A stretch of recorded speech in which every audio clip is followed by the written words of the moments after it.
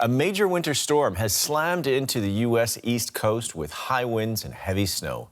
Severe weather alerts were issued across a region of around 70 million people. Residents are being urged to stay indoors and avoid unnecessary travel.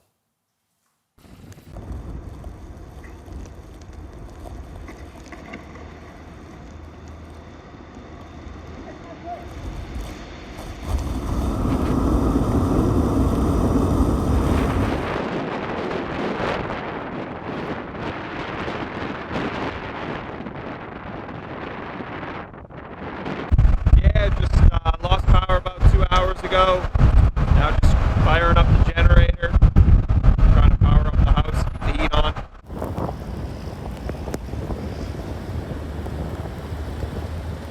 Yeah, but right now it's getting a few inches an hour, 3 inches at least, coming every hour. It's getting heavy. A little wetter than I thought too. It's supposed to be light and fluffy, but it's a little wet and heavy. It's like almost zero visibility when you're driving.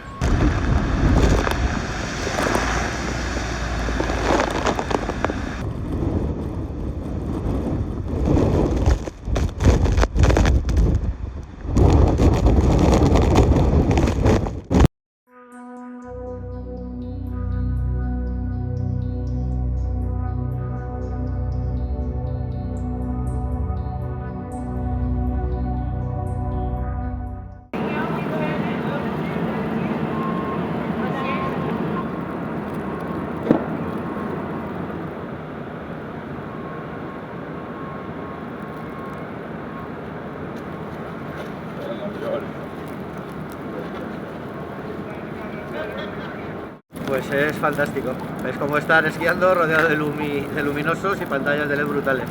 Y una experiencia, porque la has conocido de todas las formas, menos así.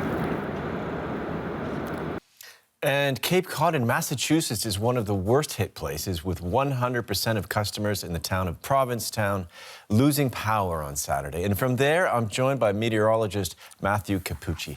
Matthew, at least 10 states apparently have been affected by this storm. That's a fifth of the entire United States. What's the situation like now? Yeah, it was definitely a pretty impressive storm. We had about 10 million people who saw a foot or more of snowfall. Behind me right now, you can see about 50 to 60 centimeters on the ground. The snow just ended about 2 or 3 hours ago. But look at this. We were down on bare pavement yesterday, and now all of a sudden, we have really impressive snow totals. That fence over there is roughly about as tall as me, and now all of a sudden, you can only see about half of it. You can just see how deep that snow is. Now, one of the interesting elements, we talked about how this is a bomb cyclone. Indeed it is, but what does that mean? Well, when you have a strong low-pressure system, it sucks air in and evacuates it out the top.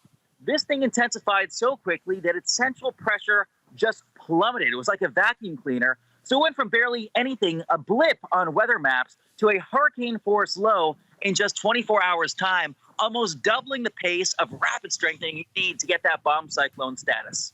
Well, that's pretty impressive. And this blizzard is expected to keep the East Coast in its grip, from what we hear, well into Sunday. Do the authorities, you feel, have the situation under control? Well, the good news right now, the storm is actually pulling away towards the Canadian Maritime. So no more blizzard for us. But now it's kind of round two of the inclement weather because temperatures are dropping quite a bit.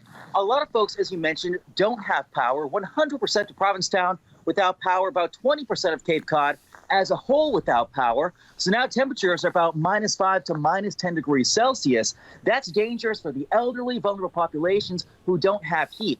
And so while officials are trying, I haven't really been impressed by even road plowing effort. We had snowfall rates about 10 centimeters per hour earlier on. That's something that no road crew can handle. So my street, for example, still hasn't been plowed. That, atop the cold temperatures, dangerous for people who don't have the necessary precautions in place. Yeah, I can imagine. And listen, we're just starting 2022, but if we look back on 2021 in the States, the weather stories, the deadly colds in Texas, California burning, Kentucky tornadoes, this year, is there, seems to be starting off on a negative foot again. Is there some sort of relationship to this pattern to global warming? That's a really good question. Now, the Northeast does see these storms quite a bit, once or twice every winter. Ones of this magnitude are pretty rare. Now, overall, thanks to human-induced climate change, we're actually seeing less snow in general because obviously it's a little bit warmer, so it's tougher to get snow. But the cool thing is, because it's a little warmer, we're adding more moisture to the air. So for occasions where we'd already be below freezing, now there's just that much extra moisture to work with. So we actually get bigger snows during the high-end events. So to recap, overall less snow, but when we do get snowstorms, once in a while, they tend to be a little bigger than they otherwise would be. Boston actually set their record for snowiest January day ever observed, with records dating back to the 1800s. So this really was a high-end event. Okay, that's meteorologist Matthew Capucci showing us the snowstorm in Cape Cod, Massachusetts. Thanks so much. Thank you.